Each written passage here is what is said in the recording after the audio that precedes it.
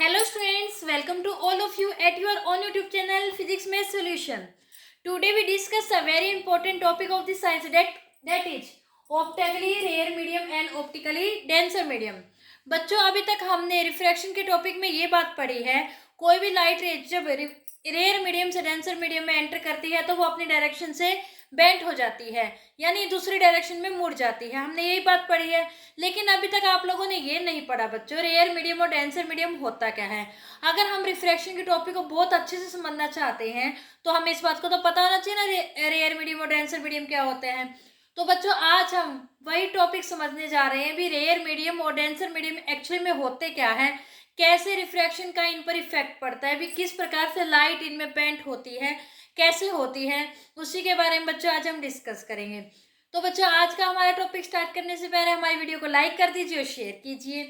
चलिए स्टार्ट करते हैं। सबसे पहले है optically rare medium. Rare medium कौन से होते हैं बच्चों? रेयर मीडियम वो होते हैं जिनमें स्पीड ऑफ लाइट क्या होती है, सबसे ज्यादा होती है।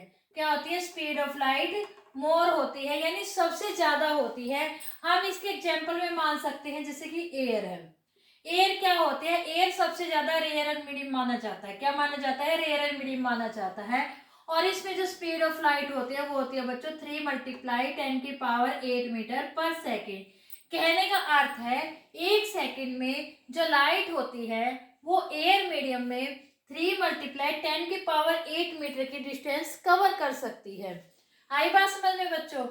जो जो एयर होता है वो सबसे ज्यादा रेयर एंड मीडियम माना जाता है। ये रेयर एंड मीडियम किसके कंपैरिजन में भी हम कह सकते हैं? ग्लास के कंपैरिजन में कह सकते हैं, वाटर के कंपैरिजन में कह सकते हैं। अगर हम जब कंपैरिजन करते हैं तो हमें कंपैरिजन करने में सबसे ज्यादा पता लगता है भी कौन सा ज्यादा रेयर होगा और कौन सा ज्यादा डेंस होगा। अब इस हमने ये पढ़ा है भी rare to denser medium enter करती है कोई भी लाइट रेज, और हमने ये भी पढ़ा है डेंसर टू रेयर मीडियम। लेकिन इसको समझने से पहले हम एक बार ऑप्टिकली डेंसर मीडियम और समझ लेते हैं होता क्या है। जैसे अभी हमने रेयर मीडियम में कहा स्पीड ऑफ लाइट ज्यादा होती है, तो हम जाहिर सी बात है ऑप्टिकली डेंसर मीडियम से समझ गए होंगे क्या होता है। स्पीड ऑफ लाइट क्या होती है बच्चों? इसमें कम होती है। क्या होती है? स्पीड ऑफ लाइट कम होती है। इसके एग्जाम्पल में हम मान सकते हैं जैसे ग्लास है, वाटर है। अब जो ग्लास और वाटर है ये किसके कंपैरिजन में डेंस होते हैं? बच्चों एयर के कंपैरिजन में क्या होते हैं? डेंसर मीडियम होते हैं। अगर हम सिर्फ इन दोनों का कंपैरिजन करें, इन दोनों के कंपैरिजन में जो क्या होता है बच्चों, जो ग्लास होता है वो ज्यादा डेंस होगा एज कंपेयर टू वाटर। क्या होगा? जो ग्लास होगा वो ज्यादा डेंस होगा। जो वाटर होता है बच्चों, वाटर में जो स्पीड ऑफ लाइट होती है वो होती है 2.25 × 10⁸ मीटर पर सेकेंड।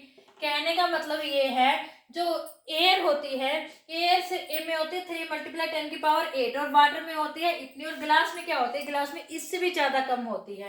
तो और हम ये कह सकते हैं जो ग्लास मीडियम है वो सबसे ज्यादा क्या होगा? डेंसर मीडियम होगा। Glass is more dense and air is more rare medium. आई बात समझ में बच्चों? चलिए अब हम कर रहे थे रेयर टू डेंसर मीडियम। क्या कर रहे थे? Rare to denser medium. कोई भी लाइट रेयर से डेंसर मीडियम में जाती है। रेयर मीडियम हमारा यहाँ पे मान लीजिए एयर है, यहाँ से लाइट आ रही है, ये जो हम नॉर्मल ड्रॉ कर रहे हैं इस नॉर्मल के तरफ मुड़ जाती है लाइट रे अगर रेयर से डेंसर मीडियम में आती है। क्यों?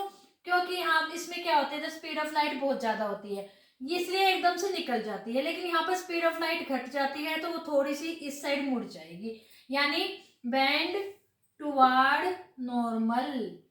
नॉर्मल की तरफ क्या हो जाएगी? मुड़ जाती है जब कोई भी light rays rare to denser medium enter करती है। इस केस में क्या होता है बच्चों, जो एंगल ऑफ इंसिडेंस और एंगल ऑफ रिफ्रैक्शन हम काउंट करते हैं उसमें क्या होता है? एंगल ऑफ इंसिडेंस बड़ा होता है एंगल ऑफ रिफ्रैक्शन से। क्या होता है? एंगल ऑफ इंसिडेंस एंगल क्या होगा हमारा? वो रिफ्रैक्शन एंगल से क्या होगा? बड़ा होगा। अब अगर हम डेंसर टू रेयर मीडियम की बात करें बच्चों, डेंसर टू रेयर मीडियम, इस केस में क्या होगा? मान लीजिए ये ग्लास स्लेब है, हम ग्लास स्लेब से ही कर रहे हैं। ये यहाँ से क्या है? यहाँ से डेंसर मीडियम से एक लाइट रे जा रही है, यहाँ पर नॉर्मल है, तो क्या होगा? इससे अवे हो जाएगी, यानी क्या होगा? Away from normal. नॉर्मल से अवे मूव करेगी, यानी नॉर्मल से थोड़ी सी हट जाएगी, जबकि इसमें क्या था, नॉर्मल की तरफ मुड़ गई थी, तो इस केस में क्या होगा, नॉर्मल से हट जाएगी। क्यों, यहाँ पे स्पीड ऑफ लाइट कम थी बच्चों, और यहाँ पे एकदम से स्पीड ऑफ लाइट बढ़ गई, तो वो एकदम से स्पीड में ट्रेवल करेगी, जिससे क्या होगा, नॉर्मल से ये हवे हट जाएगी, यानी दूर चली जाएगी थोड़ी सी।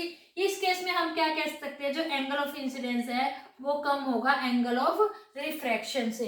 क्या होगा, एंगल ऑफ इंसिडेंस कम होगा एंगल ऑफ रिफ्रैक्शन से।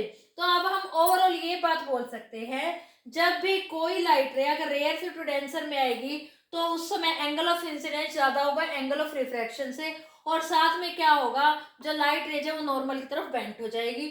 और इससे अपोजिट अगर डेंस टू रेयर मीडियम होती है, तब क्या होगा, एंगल ऑफ इंसिडेंस कम होगा as compare to angle of refraction, जो और हमारी जो लाइट रेज है वो क्या है, नॉर्मल से अवे होगी, यानी नॉर्मल से हट जाएगी, दूर होने लगेगी, उससे थोड़ी सी दूर हो जाएगी जब हमारी कोई भी लाइट है डेंसर टू रेयर मीडियम में एंटर करती है। तो हम ओवरऑल ये बात और अब बोल सकते हैं बच्चों, हालांकि हमें टॉपिक से समझ में आ गया, जो एयर है वो सबसे ज्यादा रेयर मीडियम में आएगा, और जो ग्लास है वो सबसे ज्यादा डेंसर मीडियम में। अब तो आप लोगों को बच्चों आई होप समझ में आ गया होगा भी जो रेयर मीडियम है और डेंसर मीडियम है एक्चुअली में ये होते क्या है, किस प्रकार से इनमें रिफ्रैक्शन होता है, रिफ्रैक्शन कैसे होता है, स्पीड ऑफ लाइट की वजह से होता है यहाँ पे एक तरह से, अभी हमने यही पढ़ा है। तो आई होप बच्चों आप लोगों को आज का हमारा ये टॉपिक बहुत अच्छे से समझ में आ गया होगा। फिर भी अगर किसी बच्चे को कोई डाउट है तो कमेंट सेक्शन में कमेंट करके पूछ सकते हैं। और अगर आपको आज की हमारी वीडियो अच्छी लगी है तो हमारी वीडियो को लाइक कीजिए, ज़्यादा से ज़्यादा शेयर कीजिए, हमारे चैनल को सब्सक्राइब कीजिए और बेल आइकन जरूर दबाना बच्चों, ताकि आपको हमारे आने वाली वीडियोज की नोटिफिकेशन मिलते रहे। तो बच्चों तब तक के लिए good bye and take care. Thank you so much बच्चों।